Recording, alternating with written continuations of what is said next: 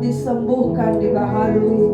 Tuhan, kami tidak akan sanggup berjalan di 2025 tanpa pimpinan-Mu, tanpa hikmat yang daripada Allah, tanpa pertolongan Tuhan. Sebab itu kami mohon Roh Kudus akan menjamah setiap hati kami Tuhan, mencelikan mata rohani kami dan telinga rohani kami, untuk kami mengerti firman-Mu dengan sederhana, untuk kami dapat mengingat firman-Mu Tuhan, dan kami bertindak hati-hati sesuai dengan firman-Mu, sehingga perjalanan kami berhasil dan beruntung Tuhan. Kami dipulihkan, kami disembuhkan, kami dikuatkan Tuhan. Kami percaya kuasa firman pemeliharaan-Mu atas kami. Tutup bungkus kami dengan darah-Mu yang berkuasa. Setiap firman Allah kami tidak izinkan untuk dicuri dari hati dan pikiran kami. Dalam nama Tuhan Yesus kami berdoa dan bersyukur. Haleluya. Amin. Amin. Silakan duduk. Nah, hari ini kita akan membaca Ibrani 12 ayat 1 sampai 17, yaitu hikmat saat menghadapi badai. Karena saudara, selama kita masih hidup, kalau kita berumah tangga pasti ada badai di rumah tangga. Kalau kita bekerja ada badai di dunia kerja. Kalau kita punya anak ada badai di sana, punya mertua, punya menantu, punya teman bertetangga, pasti ada masalah. Nah, 2025 saya akan memperlengkapi, kita akan diperlengkapi tentang hal ini. Bagaimana kita akan punya hikmat saat badai datang. Karena badai datangnya tidak bilang-bilang. Mega, besok aku datang ke rumahmu, kucuri sepeda motor. Gak pernah bilang gitu, ya? Betul, saudara. Besok nanti jam sekian kamu jatuh sakit. Kagak pernah bilang gitu, ya. Yuk kita bangkit berdiri, kita akan sama-sama membaca Ibrani 12 ayat 1 sampai dengan 17. Sehingga pada waktu kita akan mengalami badai, kita akan mengingat poin-poin ini. Sehingga kita tidak lagi menjadi orang-orang Kristen yang jatuh bangun terus. Capek saudara jatuh bangun. Tetapi saudara orang Kristen, anak-anak Tuhan yang akan tetap tegak berdiri, tetap berpengharapan, tetap menjaga keutuhan keluarga, menjaga keutuhan iman kita, roh kita di dalam Tuhan. Kita baca Ibrani 12 mulai dari ayat 1 ya. Nasihat supaya bertekun dalam iman. Karena kita mempunyai banyak saksi, bagaikan awan yang mengelilingi kita. Marilah kita menanggalkan semua beban dan dosa yang begitu merintangi kita, dan berlomba dengan tekun dalam perlombaan yang diwajibkan bagi kita. Marilah kita melakukannya dengan mata yang tertuju kepada Yesus yang memimpin kita dalam iman dan yang membawa kita hidup kepada kesempurnaan, yang dengan menunjukkan pembinaan ilmu sari dan sukacita yang disediakan bagi Dia yang sekarang duduk di sebelah kanan tahta Allah. Ingatlah selalu akan Dia yang tekun menanggung bantahan yang sehebat itu terhadap dirinya dari pihak orang-orang berdosa, supaya jangan kamu menjadi lemah dan putus asa.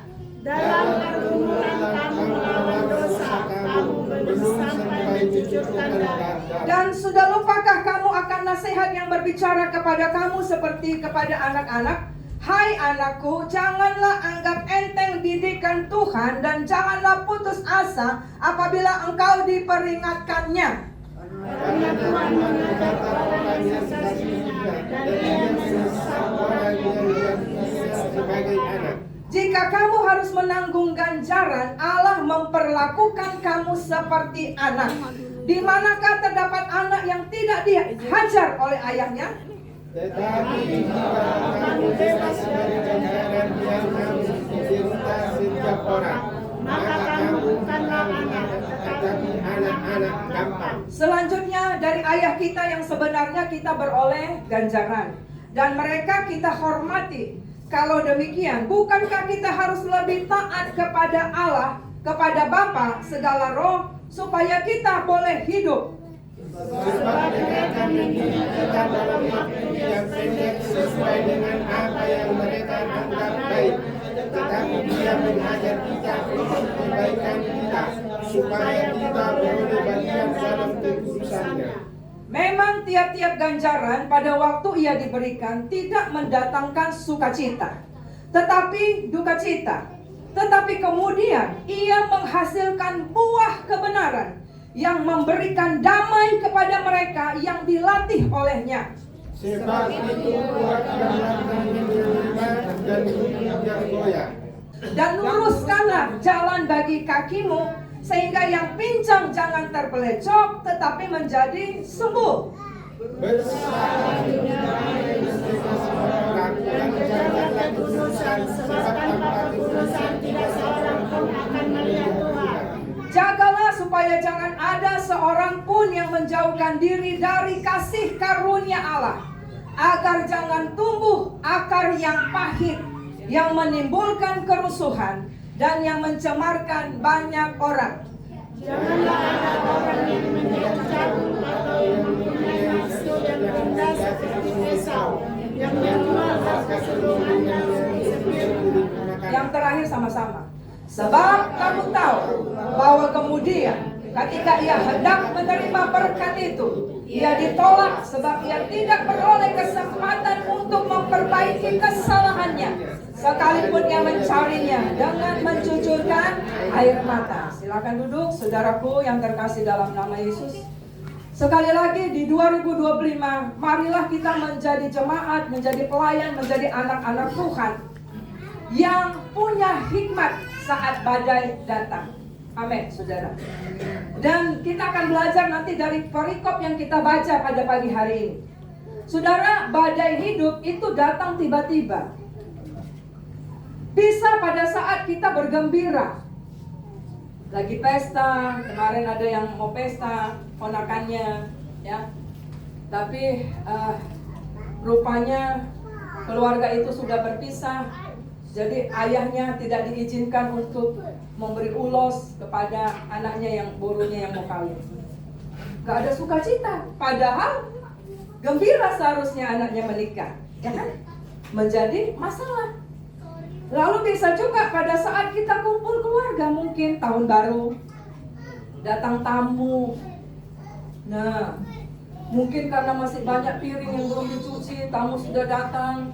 Akhirnya kita merepet, akhirnya waduh, bisa menjadi masalah. Ya kan? Lalu bisa juga pada saat ibadah atau pelayanan. Pada waktu kita tidak mengandalkan Tuhan, saudara, kita akan kecewa. Tetapi hanya oleh karena pertolongan Tuhan dengan hikmat daripada Allah. Nah, inilah saudara yang saya sebutkan bahwa badai hidup bisa datang tiba-tiba.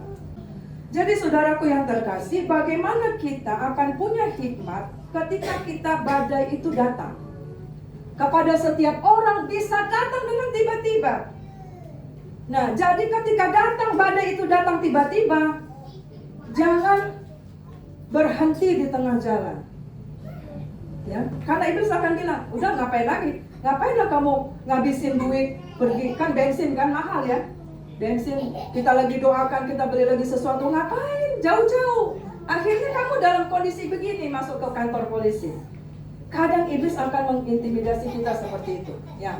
Nah, saudara, kita melihat mengapa badai bisa datang tiba-tiba. Saya menyebutnya ada 3 saja, saudara, ya, walaupun banyak.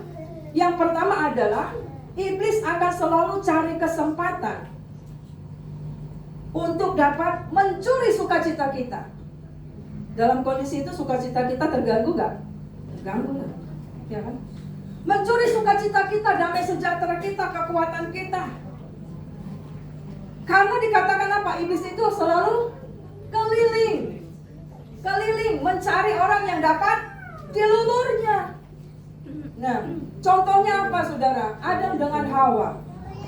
Ya, iblis tahu pada waktu Tuhan sedang tidak bersama-sama dengan Adam dan Hawa, di situ dia masuk. Dia menggoda si Hawa. Pada waktu si Hawa tidak bersama dengan Adam, saudara, maka iblis akan cari kesempatan. Jadi itulah makanya, saudara, kalau tidak ingin badai bisa datang, sebenarnya saudara adalah jangan beri kesempatan kepada iblis. Dengan selalu apa? Berjaga-jaga di dalam doa kita. Lalu yang kedua, saudara, adalah karena kita gagal mengenali tanda-tanda. Tanda-tanda, saudara. Contoh, Kain dengan Habel. Pada waktu mereka melakukan persembahan, ya kan? Memberikan persembahan kepada Tuhan. Persembahan siapa yang diterima? Halo? Persembahan siapa yang diterima? Habel. Nah, waktu dia melihat asap si Habel itu naik dan diterima Tuhan, dia punya enggak, hatinya mulai dongkol, marah, iri, sakit hati sama Tuhan. Itu tanda. Dan Tuhan bilang, Kain, kenapa mukamu muram? Wajahmu sudah berubah. Itu Tuhan kasih tanda. Cepat kamu kuasai. Kalau enggak, iblis akan datang dan mengalahkan kamu. Nah, saudara, Kain gagal mengenali tanda-tanda itu.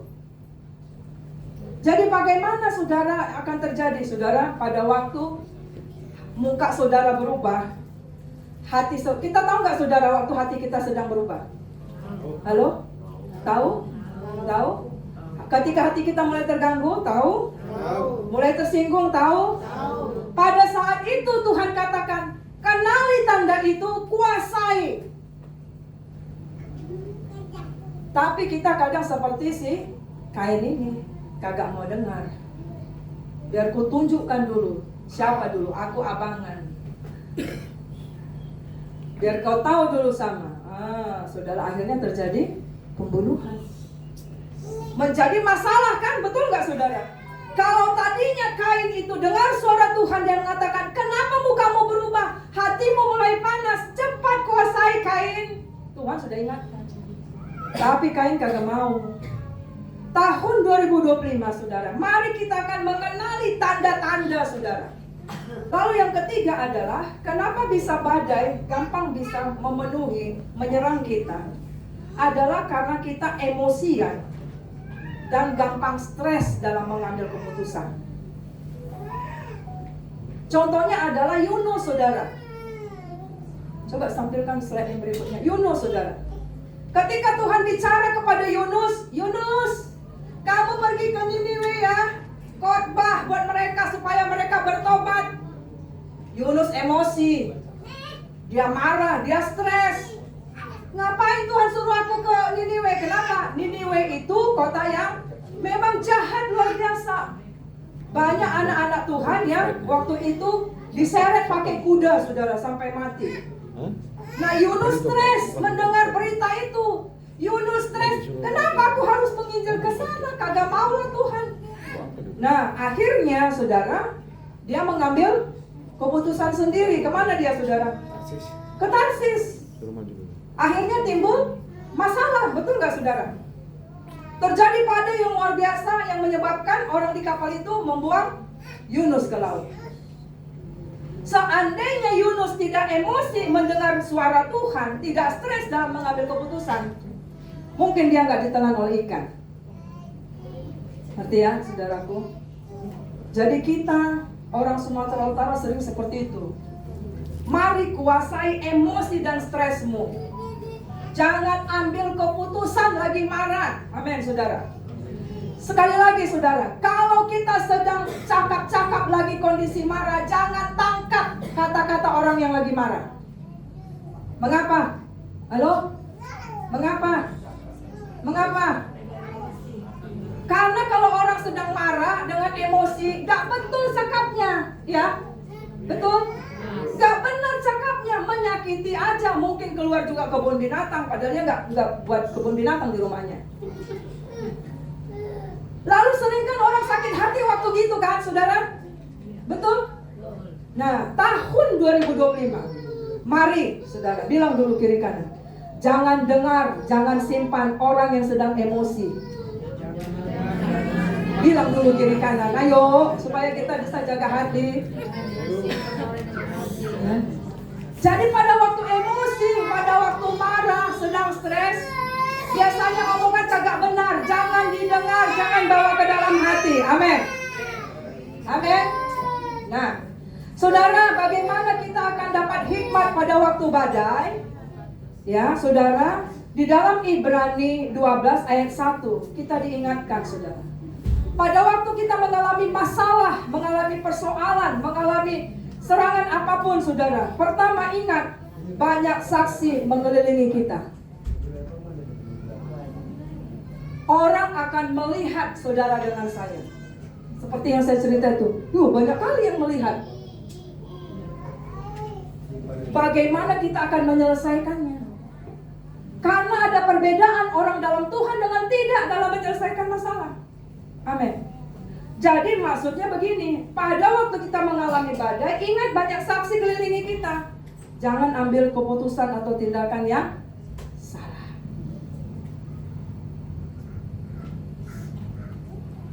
Halo? Ngerti ya maksudnya? Teman-teman ngerti ya saudara? Ada orang yang lihat kita tanpa kita sadar saudara. Misalnya dalam kondisi gitu bisa aja orang maki-maki kan? Betul nggak saudara ya? Emosi. Jangan. Tahu-tahu nanti ada orang yang kenal saudara. Lalu yang kedua dikatakan, Ibrani 12 itu ayat 2, tanggalkan beban dan dosa. Jadi pada waktu badai terjadi, letakkan bebanmu itu, ketakutanmu, kecemasanmu itu kepada Tuhan. Jangan sampai kita jatuh dalam dosa. Kuasai diri. Mari kita baca Mazmur 4 ayat 5. Yuk. Mari kita akan baca Mazmur 4 ayat 5. Jadi ingat tips ini ya saudara. Nah, yuk. 1, 2 ya. Biarlah kamu marah, tapi berbuat dosa. Sekali lagi. 1, 2 ya. Biarlah kamu marah, bilang dulu kiri kanan. Biarlah kamu marah, bilang dulu kiri kanan. Jadi marah ternyata. Biarlah kamu marah tapi jangan. Mana marah nggak buat dosa? Waktu marah buat dosa, betul? Nah, hari ini kita belajar untuk artinya mengorganisasi your emotion. Di sini dikatakan biar kamu marah tapi jangan berbuat dosa, berkata-kata dalam apa dikatakan itu? Lihat ayat itu. Halo. Berkata-kata dalam di tempat tapi tetaplah enggak baca Alkitabnya. Tetap diam. Jadi maksudnya begini, waktu kita sudah mau marah, emosi, ingat yang Tuhan bilang tadi, kenali tanda-tandanya. Sudah mulai naik di atas kan? Cepat berkaca, lihat udah berubah wajahku ini ya. Cepat kuasai. Langsung Tuhan tolong aku. Kenapa saudara? Itu yang akan membuat kita bisa diam.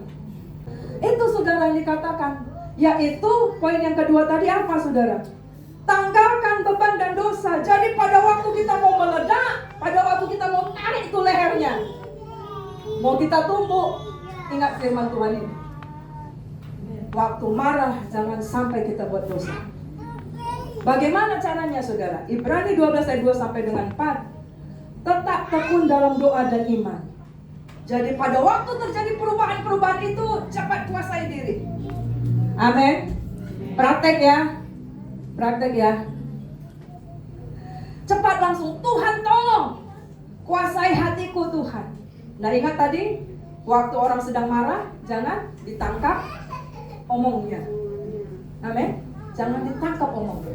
Orang lagi stres, lagi cita-cita, biar aku tunjukkan. Jangan ditangkap, jangan diladenin. Ya. Nah, saudara, hikmat dalam badai bagaimana saudara? Yang pertama adalah Ibrani 12 ayat 5 sampai 11. Apa saudara? Ingat, sama-sama katakan. Coba next yang berikutnya.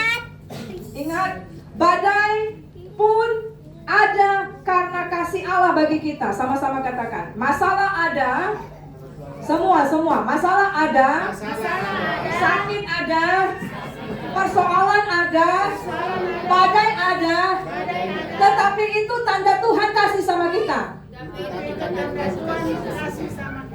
Jadi ayat itu berkata, kalau kita anak Tuhan, kadang kita harus dihajar. Gimana? Pak Tanggang, Bapak sayang sama si Riki, sama si Mega. Tapi kalau Bapak sayang sama dia, harus rotan juga, betul? Ada di sini orang tua yang nggak pernah rotan anaknya, harus rotan. Tapi katanya jangan mengingini kematiannya. Nah itu nggak boleh. Ya. Kenapa saudara? Karena hajaran itu, kadang kita dihajar melalui penyakit, dihajar melalui kekurangan, dihajar melalui sepertinya kalau nggak tembus-tembus ini masalahku ini. Kenapa nggak pekerjaanku nggak seperti itu, saudara? Tapi disitulah cara Tuhan untuk mendidik kita lebih dewasa, mendidik kita lebih naik level, mendidik kita hidup dalam kekudusan, mendidik kita lebih mengandalkan Tuhan. Saudara, kalau dengar kesaksian anak kami Ovira, ya bagaimana ketika dia hampir putus asa, saudara, karena dia harus balik operasi mata, dan itu operasinya nggak gampang. Kalau salah dokternya buta lah selamanya. Ketika saya mikirkan itu, ya juga ya, pantas lah dia stres ya. Kita aja nggak kuat menghadapi operasi, ya kan, saudara? Nah, lalu saudara, justru pada waktu itu Tuhan datang. Sampai-sampai dia bilang, kalau memang aku harus berakhir di meja operasi, Tuhan, aku siap. Itu dia tadi kan, lemah dan putus asa ya. Tapi saudara, Tuhan datang ke kamarnya secara pribadi dan pegang tangannya. Ayo anakku, aku mengasihimu, mari kita berjalan bersama-sama. Sebelumnya juga saudara, dia bolak-balik masuk rumah sakit. Ketika doa, Tuhan bilang, bilang tuh sama anakmu Ovira, aku sangat mengasihi dia. Tuhan konfirmasi dulu ke saya, saudara, bahwa nanti dia ketika dia dalam kondisi itu. Kalau otak kita berkata, kalau kalau Tuhan kasih sayang sama aku, seharusnya gak ada masalah dong ya. Tapi tidak begitu prinsip Alkitab, prinsipnya Tuhan. Justru di dalam pergumulan dan persoalan kita boleh merasakan kasih Tuhan. Amin. Seperti kesaksian Ibu Yani tadi. Dia harus kasih makan anak panti 25 orang, saudara. Tuhan izinkan dia kurang, supaya apa? Dia bisa berdoa, andalkan Tuhan. Sehingga dia akan menyadari bahwa aku bisa memelihara semua ini karena Tuhan. Ketika kita diizinkan sakit, ternyata uang yang banyak atau kemampuan dokter juga tidak akan sia-sia kalau Tuhan tidak bekerja. Jadi saudara, kita akan tetap tenang dan tidak panik pada saat kita akan menyadari proses yang aku alami, badai yang aku alami, baik itu di 2024 ataupun mungkin ada yang akan terjadi 2025, aku nggak tahu. Tetapi di situ adalah karena kasih Allah sedang membentuk aku menjadi permata dan berliannya Tuhan. Amin. Jadi hikmat dalam badai, katakan, tetap tenang, jangan panik. Tetap tenang, jangan panik. Bilang kiri kanan, tetap tenang, jangan panik. Ya, saudara. Bagaimana tetap tenang, jangan panik? Yang pertama tadi itu, sadari bahwa masalah, persoalan, sakit penyakit, kekurangan atau apa saja, itu ada penyertaan Tuhan. Itu adalah kasihnya Tuhan bagi kita, untuk kita naik ke level, untuk kita lebih dibentuk menjadi karakternya Tuhan. Itu akan membuat kita bisa tetap tenang. Ya Tuhan, pada waktu aku mengalami proses ini, aku tahu ada Tuhan bersama dengan aku. Aku akan tetap tenang. Lalu yang kedua, saudara, disebutkan di situ, kuatkan tangan yang lemah, lutut yang goyah. Jadi ketika ada badai, ketika ada persoalan yang melimpah, saudara, sering tangan kita ini lemah, saudara, nggak berdaya. Betul ya saudara ya? Betul. Lemah, nggak berdaya. Kaki kita juga nggak kuat melangkah. Nah, bagaimana kita akan tetap tenang dan tidak panik ketika ada badai? Yang kedua adalah tetap jaga rohmu, tetap terhubung dengan Tuhan. Yaitu melalui apa? Doa, baca firman, dan ibadah. Jadi ketika engkau mengalami pergumulan dan persoalan, supaya kita bisa tetap tenang dan tidak panik, jangan lupakan ini. Jangan berhenti berdoa, jangan berhenti baca firman, jangan berhenti ibadah. Kenapa? Nanti kita akan belajar, saudara ya. Karena, saudaraku, ketika kita tenang dan kita tidak panik, Amsal 14 ayat 30. Bisa ada nggak satu orang baca? Hati yang tenang menyegarkan tubuh, tetapi iri hati membusukkan tulang. Ya, saudara. Ketika kita mengalami pergumulan, ketika kita menghadapi badai, kita mengalami apa saja, saudara, kita harus sekali lagi tetap tenang, jangan panik. Bilang. Tetap tenang, jangan panik. Kenapa? Karena waktu kita tenang, ternyata disebutkan di situ tubuhmu segar, sehat jasmani dan rohani kita, tidak stres. Amin, saudara. Amin. Kenapa, saudara? Seperti yang saya bilang tadi, bapak itu sudah akhirnya ketika dia pulang dari Penang makin merosot kesehatannya. Tapi saya bilang, bapak salah. Kalau bapak berhenti berdoa, berhenti baca firman, berhenti ibadah, justru itu akan mengisupkan tulang-tulangmu.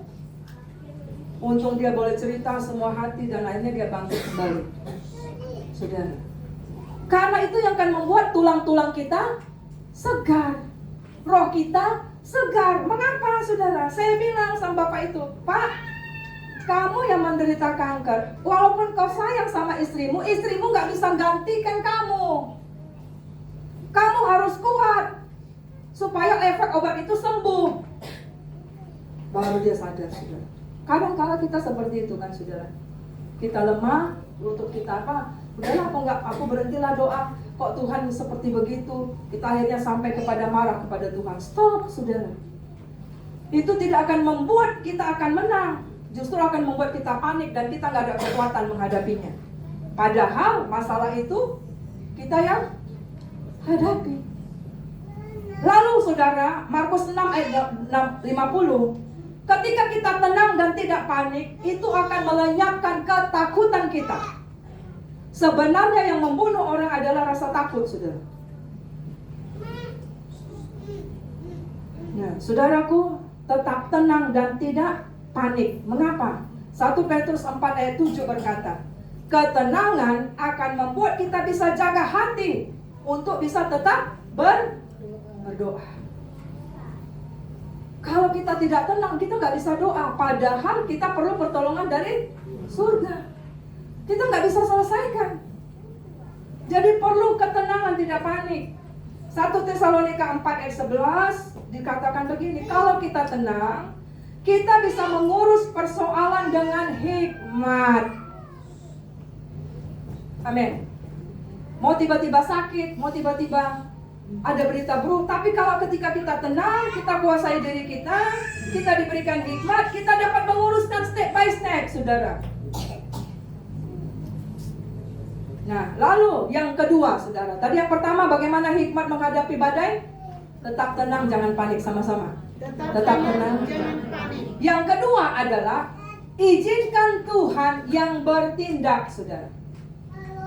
Bagaimana kita mengizinkan Tuhan untuk bertindak?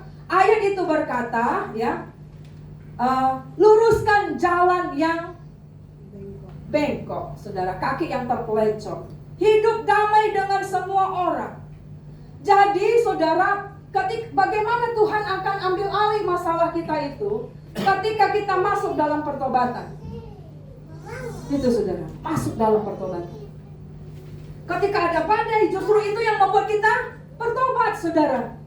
Pada waktu kita bertobat, kita berjalan di dalam jalan yang lurus, kita tidak ada amarah, tidak ada sakit hati, Tuhan akan bekerja.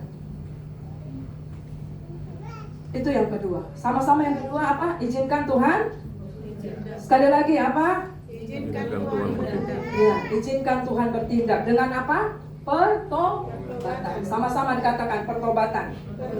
Lalu yang ketiga, saudara. Yang ketiga, ya, yang terakhir, yaitu jangan membuat masalah untuk menyelesaikan masalah. Ngerti, saudara?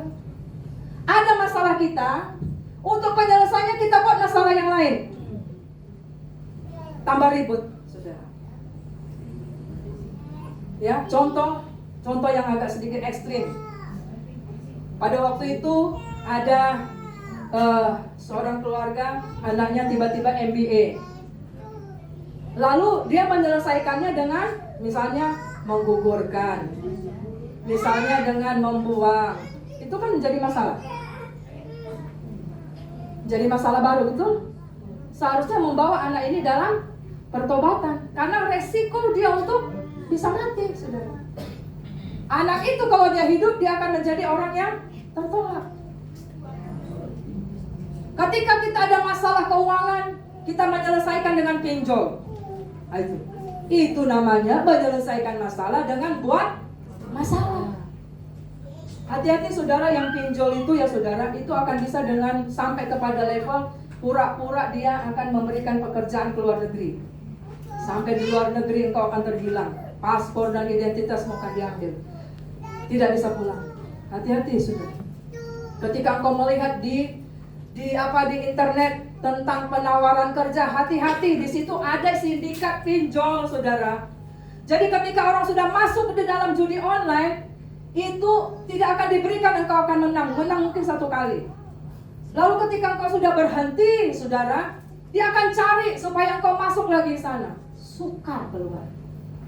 Jadi jangan selesaikan masalah dengan membuat masalah baru.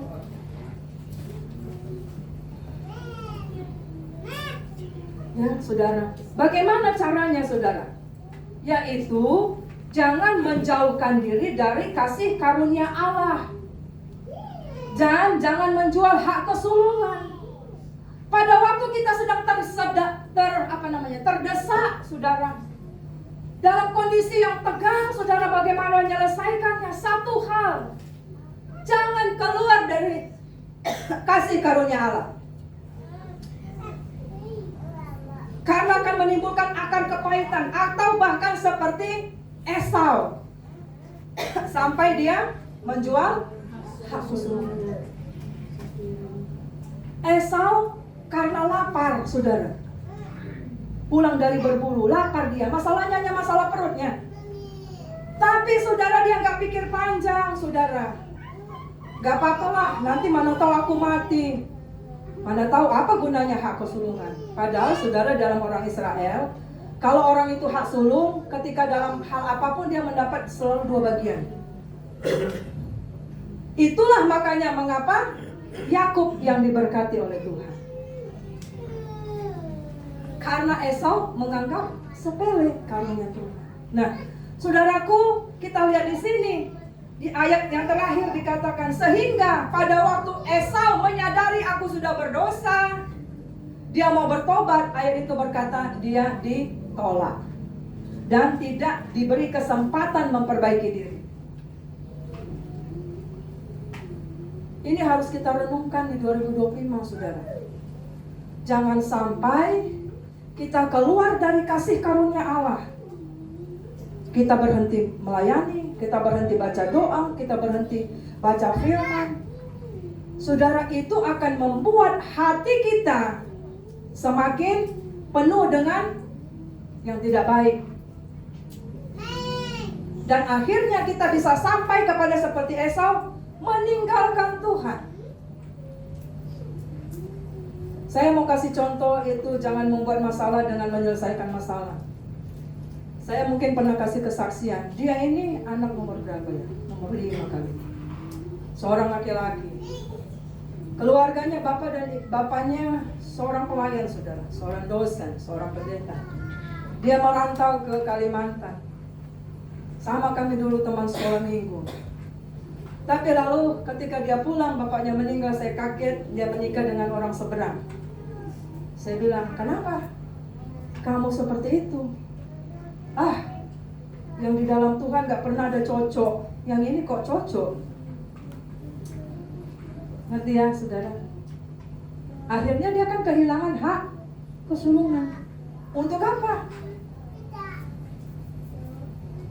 Ternyata hidupnya menderita juga, saudara. Keselamatan hilang. Semua yang kita hidupi selama di dunia ini akan tinggal, saudara. Tiket paspor saudara hilang. Kalau saudara punya, kemarin kami berangkat ya ke Singapura. Itu paspor harus dijaga benar-benar, saudara. Kalau hilang, saudara nggak bisa kembali ke negara. Seperti itu kita harus menjaga keselamatan itu, saudara. Walaupun di tengah badai, jangan anggap sepele. Karena ayat ini berkata, ketika Esau menyesal, tapi Tuhan sudah menolak dia karena berkatnya sudah pindah ke Yakub. Dia tidak ada kesempatan memperbaiki diri walaupun dia memintanya dengan nangis-nangis. Jadi jangan menganggap, saudara, nantilah aku bertobat, gak apa-apa lah aku main-main dulu dengan ini untuk penyelesaian. No. Ingat itu, saudara. Kita masuk kepada kesimpulan. Mari kita akan baca 1 Korintus 10 ayat 13. Ini ayat hafalannya. Ayat hafalan ya. Oke. Mari kita akan baca. Pencobaan yang kamu alami ialah, sekali lagi, sama-sama. Pencobaan yang kamu alami adalah pencobaan yang biasa. Sama-sama katakan biasa. Biasa. Masalahku biasa. Persoalanku ini biasa. Nah, yang biasa gimana? Lanjut. Yang tidak melebihi, tidak akan melebihi kekuatan kita untuk dapat melaluinya. Artinya kita bisa menang. Amin. Terus, sebab Allah setia, dan karena itu Ia tidak akan membiarkan kamu dicobai melampaui. Artinya di tengah badai dan persoalan ada Yesus. Ada beserta dengan kita, disertai, dikuatkan, diberikan hikmat untuk menyelesaikannya. Amin. Lalu apa dikatakan? Pada waktu kamu dicobai, Ia akan memberikan kepadamu, sama-sama memberikan kepadamu jalan keluar sehingga kamu dapat menanggungnya. Oleh sebab itu di 2025, jadilah orang Kristen, anak-anak Tuhan yang tangguh di tengah masalah. Tidak putus asa, tidak gampang kecewa, saudara. Karena pencobaan itu tidak akan pernah melebihi kekuatan kita. Karena Allah akan menyertai kita dengan setia dan tidak akan pernah membiarkan kita sendiri. Bahkan akan memberikan jalan keluar untuk dapat menanggungnya. Saudara, saya mau sampaikan satu kesaksian terakhir. Waktu saya masih taman SMA, saudara, sebenarnya orang tua saya tidak bisa menyekolahkan saya. Apa yang saya lakukan? Apakah ngemis ke sana ke sini? Tidak. Yang saya lakukan, saya berdoa dan berseru kepada Tuhan siang dan malam. Ini mama saya boleh tanya. Dan akhirnya oleh karena Tuhan bisa buka jalan. Saya bisa sekolah. Bahkan saya terheran-heran sampai sekarang ini, Tuhan tidak hanya kasih satu, tapi double degree. Gimana itu, saudara? S1 saya 2, S2 saya 2, sekarang mau S3 2. Dari yang tidak bisa sekolah, Tuhan buka jalan. Dapat beasiswa, dapat segala macam, dan heran-heran, saudara. Jadi sebab itu anak muda, jangan berhenti berharap sama Tuhan. Jangan harapkan orang lain, nanti kecewa. Jangan. Ketika engkau merasa seperti gak ada pertolongan, seru sama Tuhan. Tuhan pasti akan buka jalan keluar. Tuhan kita sama apa enggak? Halo? Apakah Tuhanku dengan Tuhanmu beda? Ya, sama saudara. Lalu saudara, mari kita bangkit berdiri, kita baca Mazmur 62 ayat 6. Yang berkata begini, kita bangkit berdiri. Hanya pada Allah saja kiranya aku tenang, sebab daripadanya lah harapanku. Sama-sama katakan, sebab hanya pada Allah saja, sama-sama. Hanya pada Allah saja kiranya aku tenang, sebab daripadanya lah harapanku. Jadi di tengah badai, jangan berhenti percaya kepada Tuhan. Tetap tenang dan percaya kepada Tuhan. Amin. Ya, kiranya kita di tahun 2025 ini, ketika ada badai yang menerpa kita, kita akan mengingat poin-poin ini. Amin, saudara. Ayat hafalannya tadi di mana? 1 Korintus 10 ayat 13. Pencobaan-pencobaan yang kamu alami tidak melebihi, adalah pencobaan yang biasa, tidak melampaui kekuatanmu. Ya. Nah, ayo kita akan nyanyikan pujian ini, satu-satunya pengharapanku. Bilang kiri dan kanan, katakan, tetap tenang, jangan panik. Ayo. Tetap tenang, jangan panik. Tetap tenang, jangan panik. Yang kedua apa? Izinkan Tuhan yang bertindak, sama-sama. Izinkan Tuhan yang ketiga apa? Jangan menyelesaikan masalah dengan buat masalah baru. Ya, mari kita nyanyikan pujian ini. Kita nyanyikan walau dunia berubah.